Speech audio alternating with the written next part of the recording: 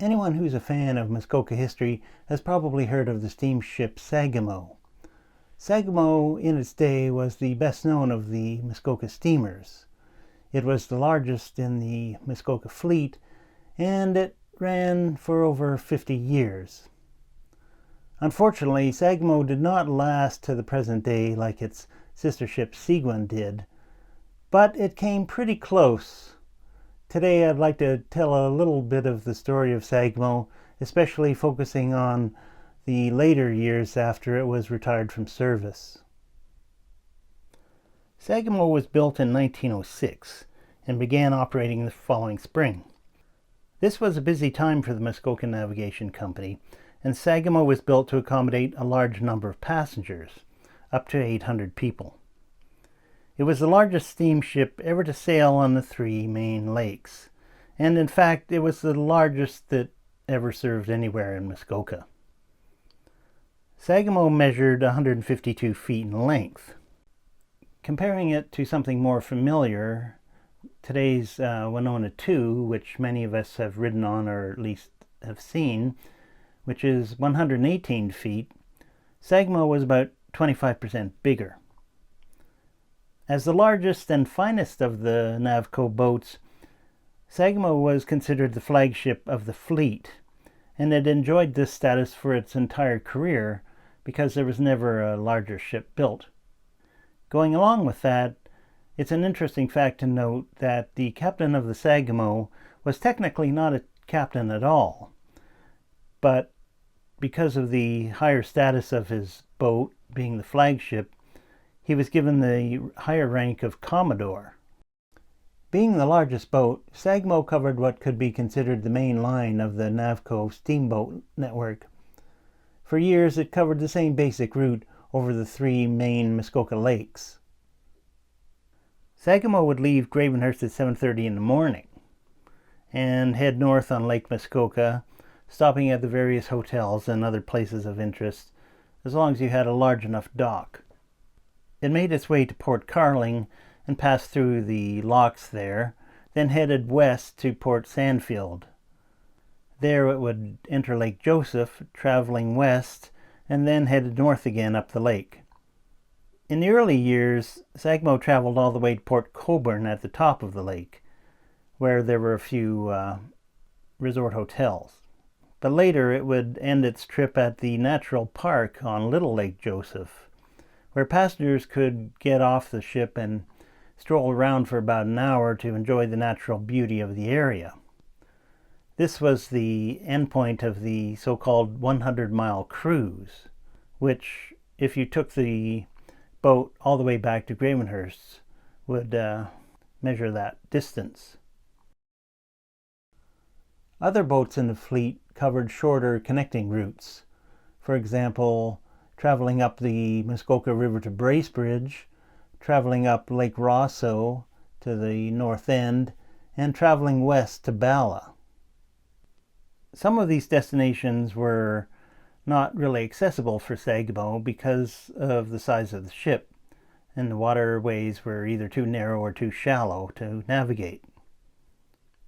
Depending on where they were going, passengers might have to transfer from one boat to another at various spots along the lakes, just as they do today on buses and subways.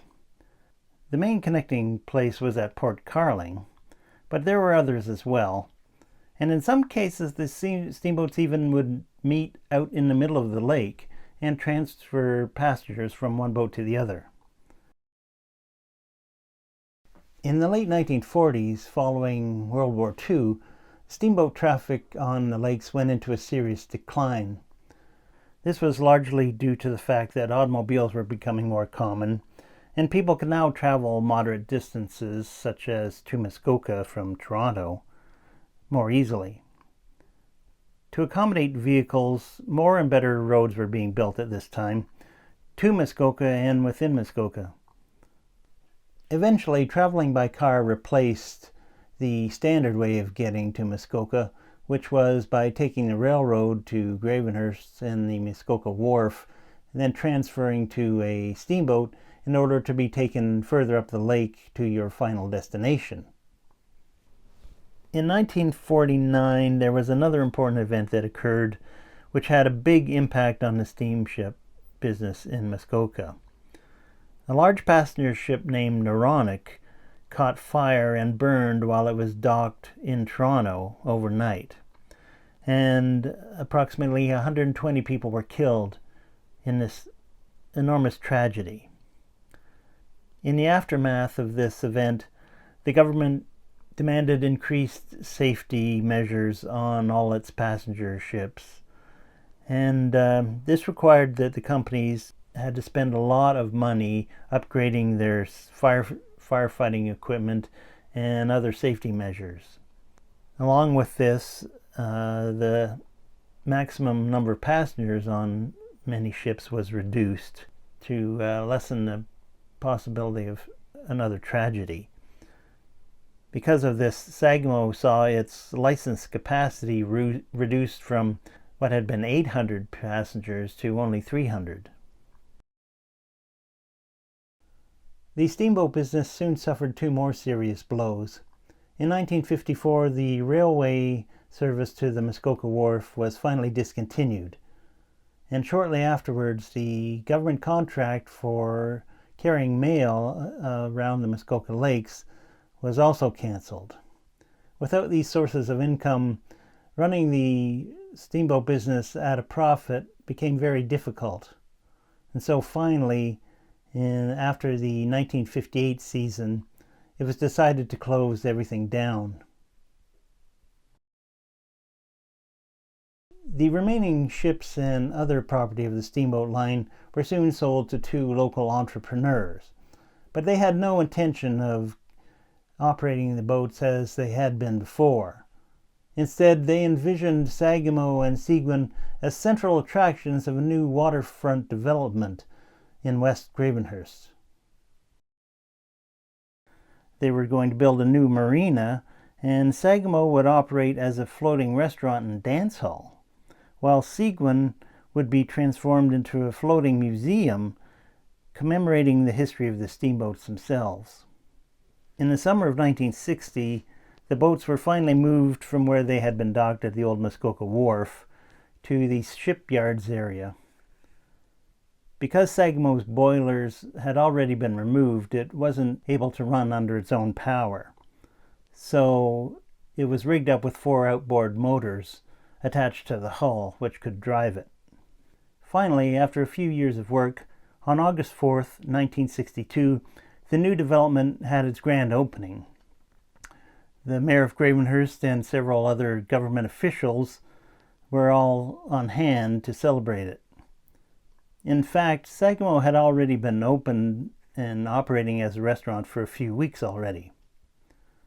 It was being managed by a restaurant owner from Bracebridge, and under him the Sagamo was moderately successful, but it only lasted for 2 years before the restaurant operation was shut down. After that, Sagamo went back to sitting idle at the dock. In early 1967, an interesting plan was proposed for Sagamo by the summer theater troupe that performed in Port Carling. They had the idea of using Sagamo as accommodation for the theater troupe. Sagamo had plenty of living space, of course, including several staterooms. But the plan also included moving the old steamship up to Port Carling from Gravenhurst. This was a rather tricky operation, and although the theater group was able to sell this idea and gain local support as well as some funding, in the end the plan was abandoned because they couldn't cover the cost of insurance that was required in order to take Sagamo this long distance. Despite this setback, one of the producers opted to live on board Sagamo anyway, since it had already been leased, along with his family and some of young actors. One of the Toronto newspapers actually did a story on them and how Sagamo had become their floating cottage for the summer. Although unconventional, this arrangement worked pretty well for them, although they were sometimes interrupted by people and on the waterfront who would wander onto the boat just to have a look around. In 1968, Sagamo was sold once again, with the new owner planning to revive the floating restaurant concept. It opened for a short time that year and operated on a small scale, but the plan was to take on a major renovation of Sagamo over the winter to prepare for an even bigger opening the next summer. This included refurbishing the 12 staterooms, which could be used for overnight accommodation for guests. But fate had other ideas for Sagamo, and in January of 1969, tragedy struck once again. Some varnish that was being kept warm near the wood stove in the dining room somehow ignited, and the fire quickly spread throughout the boat. The wooden superstructure of Sagamo was entirely destroyed before firefighters could put an end to the blaze, leaving only the steel hull intact. The hull, which sat beside the dock surrounded by ice, remained there until spring. Sagamo had been the victim of fire once before in 1925. In a similar way, the superstructure had been burnt, but the boat had been rebuilt. The current owner had some hope of rebuilding Sagamo once again, but this plan never came to fruition, and instead the burnt-out hull just languished beside the dock. Eventually it was towed over toward the old Muskoka wharf again on Ditchburn Bay, where it sat for many years. Finally, giving up any hope of resurrecting the boat, the hull was sunk and covered with earth beside the shoreline. Although it's not that noticeable, there is a visible remnant of Sagamo that can still be seen there today. If you go to the parking lot nearby, near the marina gas pumps, there's a small sign commemorating the passing of Sagamo and noting its final resting spot. If you look closely, you can see a rusty section of steel hull protruding from the water just along the shoreline by the ramp to the dock. This is all that's left of Sagamo, the largest steamship ever to have operated in Muskoka.